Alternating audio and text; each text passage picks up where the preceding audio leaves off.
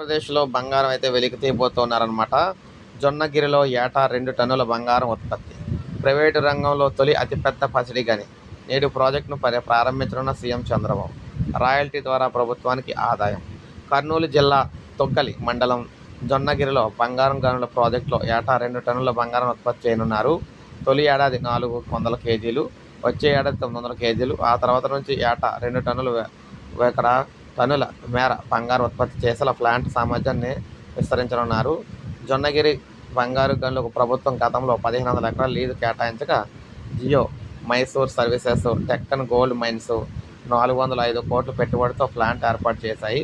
తొలి దశలో 600 ఎకరాల్లో తవ్వి ప్రాసెస్ చేసి బంగారం ఉత్పత్తి చేపడుతున్నారు. దేశంలో ప్రైవేట్ రంగంలో తొలి అతిపెద్ద బంగారు గని ఇదే. సీఎం చంద్రబాబు బుధవారం ఈ ప్రాజెక్టును బంగారు ఉత్పత్తి పనులు ప్రారంభిస్తారు.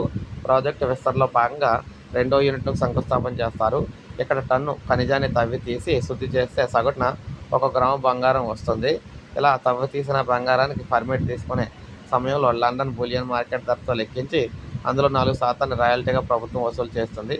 ఇలా తొలి ఏడాది 400 కేజీల బంగారాన్ని 57 కోట్లు, వచ్చే ఏడాది 900 కేజీల బంగారాన్ని 144 కోట్ల మేర రాయల్టీ రూపంలో ప్రభుత్వానికి అయితే అందనుందనమాట.